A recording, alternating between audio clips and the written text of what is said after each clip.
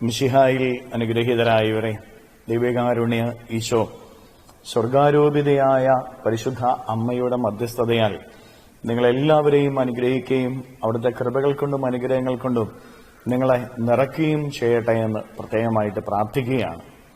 തിരുസഭ ഇന്ന് പരിശുദ്ധ അമ്മയുടെ സ്വർഗാരോപണ തിരുനാൾ കൊണ്ടാടുകയാണ്.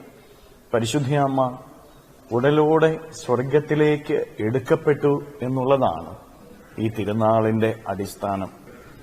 ഈ ഭൂമിയിൽ ഒരു സാധാരണക്കാരിയായി ജീവിച്ച് ദൈവത്തിന്റെ ഇഷ്ടവഴിയിലൂടെ നടന്ന് ഉടലോടെ സ്വർഗത്തിലേക്ക് എടുക്കപ്പെട്ടവളാ പരിശുദ്ധ അമ്മ. നമ്മുടെയൊക്കെ വലിയ പ്രത്യാശയുടെ സങ്കീർത്തനമാണ് പരിശുദ്ധ അമ്മ നമ്മുടെ മുൻപിൽ വെക്കുന്നത്. നമ്മുടെ വിശ്വാസത്തിന്റെ അടിസ്ഥാനവും ഇതുതന്നെയല്ലേ? ഈ ഭൂമിയിലെ ജീവിതത്തിന് ശേഷം നമ്മളൊക്കെ സ്വർഗത്തിലേക്ക് കടന്നു പോകേണ്ടവരാണ് എന്നുള്ള ആ ബോധ്യം. ഈ ഭൂമിയിൽ തങ്ങി നിൽക്കാനുള്ള ജീവിതങ്ങളല്ല നമ്മുടെ ഓരോരുത്തരുടെയും ജീവിതം. ഈ ഭൂമിയിലെ നിത്യമായ ഒരു വാസസ്ഥാനവും നമുക്കാർക്കുമില്ല. നമുക്കുള്ളത് സ്വർഗത്തിലുള്ള നിത്യമായ ഒരു വാസമാണ്. അത് നേടിയെടുക്കുന്നതിന് വേണ്ടിയിട്ടുള്ള ഒരു ജീവിതമായിരിക്കണം ഈ ഭൂമിയിലെ ഓരോ നിമിഷത്തിലുമുള്ള നമ്മുടെ ഓരോരുത്തരുടെയും ജീവിതം. ഈ ഭൂമിയിൽ നമ്മൾ കഷ്ടപ്പാട് അനുഭവിക്കുന്ന എന്തിനു വേണ്ടിയിട്ടാണ്?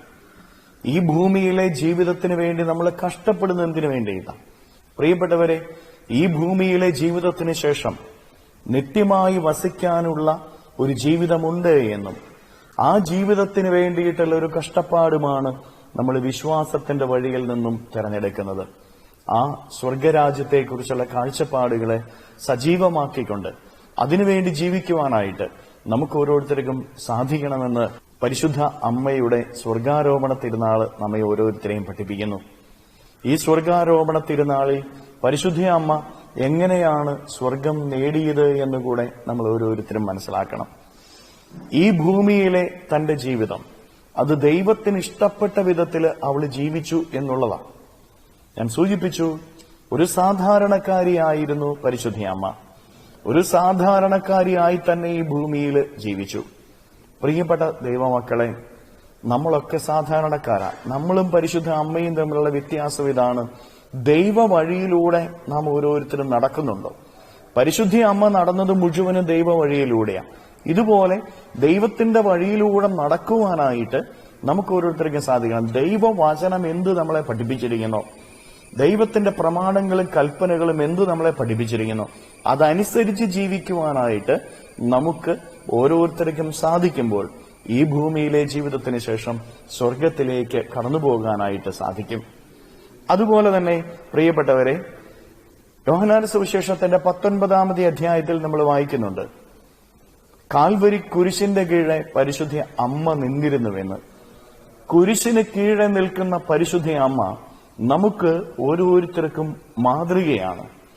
കുരിശിന്റെ കീഴെ നിൽക്കുന്ന പരിശുദ്ധ അമ്മ നമ്മെ ഓരോരുത്തരെയും പഠിപ്പിക്കുന്ന ഒരു കാര്യമുണ്ടല്ലോ.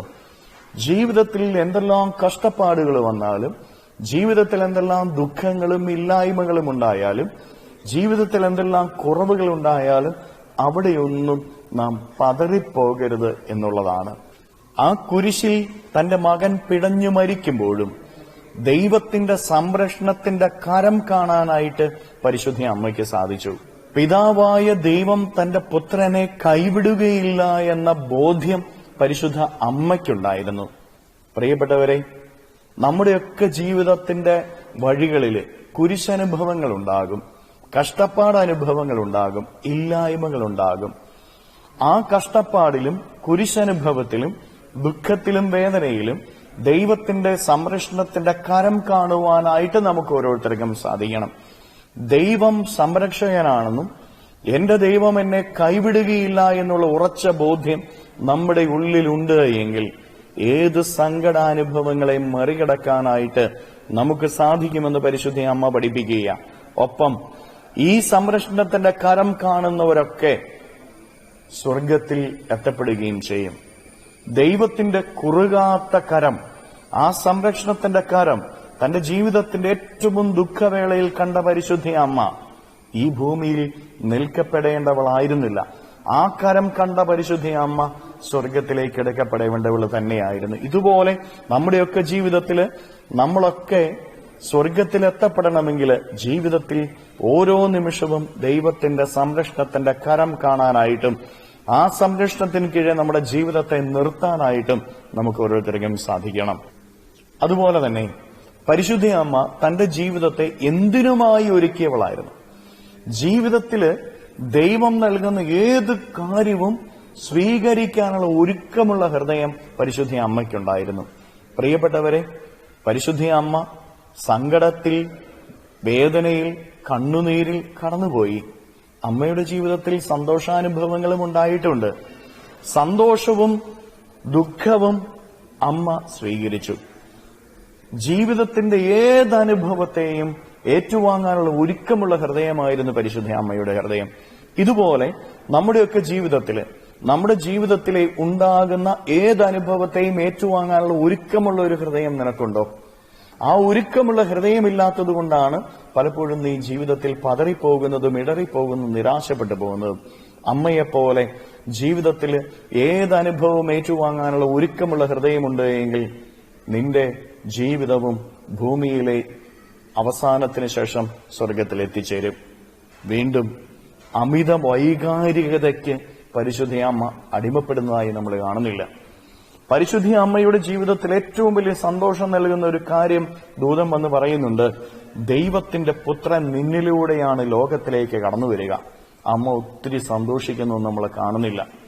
ജീവിതത്തിന്റെ ഏറ്റവും സങ്കട നിമിഷങ്ങളിൽ പരിശുദ്ധ അമ്മ നിൽക്കുന്നുണ്ട്. അലറി വിളിക്കുന്നതായിട്ട് നമ്മൾ കാണുന്നില്ല. അമിത വൈകാരികതയ്ക്ക് അമ്മ ഒരിക്കലും അടിമപ്പെടുന്നില്ല. പ്രിയപ്പെട്ടവരെ, ഇതുപോലെ ആയിരിക്കണം നമ്മുടെ ജീവിതത്തിലും. നമ്മുടെ ജീവിതത്തിന്റെ വഴികളിൽ സന്തോഷങ്ങളുണ്ടാകാം, നമ്മുടെ ജീവിതത്തിന്റെ വഴികളിൽ ദുഃഖങ്ങളുണ്ടാകാം. അമിതമായ വൈകാരികതയ്ക്ക് അടിമപ്പെട്ട് നിലവിളിച്ചും സന്തോഷത്തിന്റെ അങ്ങേയറ്റത്തും നടക്കേണ്ടവരെല്ലാം നമ്മൾ ഓരോരുത്തരും ജീവിതത്തിൽ ഒരു മിഡിൽ വേ ഉണ്ടാവണം. പ്രിയപ്പെട്ട ദൈവമക്കളെ, അതാണ് നമ്മളെ സ്വർഗത്തിലേക്ക് എത്തിക്കാനായിട്ട് സഹായിക്കുന്നത് എന്ന് തിരിച്ചറിയുക. പരിശുദ്ധ അമ്മ നൽകുന്ന ഈ പാഠം, കുരിശനുഭവങ്ങൾ ഉണ്ടാകുമ്പോഴും അതിന്റെ മേലെ ഉയർന്നു നിൽക്കുന്ന ദൈവത്തിന്റെ കരം കാണാൻ നമുക്ക് സാധിക്കട്ടെ. ജീവിതത്തിൽ ഏത് കാര്യത്തിനും ഏത് അനുഭവവും ജീവിതത്തിലുണ്ടായാലും അതിനുവേണ്ടി ഹൃദയത്തെ ഒരുക്കാം, ഹൃദയത്തെ തുറന്നിടാം. ദൈവം നൽകുന്ന ഏത് അനുഭവവും നമുക്ക് സ്വീകരിക്കാം. അമിതമായ വൈകാരികതയ്ക്ക് നമുക്ക് അടിമപ്പെടാതിരിക്കാം. കരങ്ങളെ യാചനയോടെ പിടിച്ചുകൊണ്ട് സ്വർഗാരൂപിതയായ പരിശുദ്ധ അമ്മ നമുക്ക് വേണ്ടി ഈ നിമിഷം മാധ്യസ്ഥം വഹിക്കട്ടെ. നമ്മുടെ യാചനകളും പ്രാർത്ഥനകളും അമ്മ വഴി ഈശോയുടെ കരങ്ങൾ സമർപ്പിച്ചുകൊണ്ട് നമുക്ക് സ്തുതിക്കാം. ഹല്ലേലൂയ. ഈശോയെ നന്ദി. ഹല്ലേലൂയ, ഹല്ലേലൂയ, ഹല്ലേലൂയ, ഹല്ലേലൂയ, ഹല്ലേലൂയ, ഹല്ലേലൂയ. കർത്താവ് ഈശോയെ മക്കളെ ഓരോരുത്തരെയും സമർപ്പിക്കുന്നവരെ ഓരോരുത്തരെയും അനുഗ്രഹിക്കുകയും ആശീർവദിക്കുകയും ചെയ്യണമേ. ഇവരുടെ ജീവിതങ്ങളിലേക്ക്, ഇവരുടെ അധ്വാനങ്ങളിലേക്ക്, ഇവരുടെ നൊമ്പരങ്ങളിലേക്ക്, ഇവരുടെ ഇല്ലായ്മകളിലേക്ക്, കുറവുകളിലേക്ക് അങ്ങ് ഇറങ്ങിച്ചെന്ന് ഇവരെ ഓരോരുത്തരെയും സംരക്ഷിക്കുകയും സഹായിക്കുകയും പരിപാലിക്കുകയും ചെയ്യണമേ. ഇവരുടെ ജീവിത വഴികളിൽ നിന്ന്, അധ്വാന മേഖലകളിൽ നിന്ന് സർവ്വ തിന്മകളും ബന്ധനങ്ങളും കെട്ടുകളും പിശാചിന്റെ ഉപദ്രവങ്ങളും നാരകീയ ശക്തികളും നിർവീര്യമായി തീരട്ടെ എന്ന് കൽപ്പിക്കുന്നു. പരിശുദ്ധ അമ്മയുടെ മധ്യസ്ഥത ഇവർക്ക് ലഭിക്കട്ടെ എന്ന് പ്രാർത്ഥിക്കുന്നു. അമ്മയുടെ മധ്യസ്ഥതയാൽ ഇവരുടെ ജീവിതം അനുഗ്രഹിക്കപ്പെടട്ടെ, വഴികൾ അനുഗ്രഹിക്കപ്പെടട്ടെ, അധ്വാനങ്ങൾ അനുഗ്രഹിക്കപ്പെടട്ടെ. ഹല്ലേലൂയ, ഹല്ലേലൂയ, ഹല്ലേലൂയ. നിത്യം പിതാവും പുത്രനും പരിശുദ്ധാത്മാവുമായി സർവേശ്വര എന്നേക്കും ആമേൻ.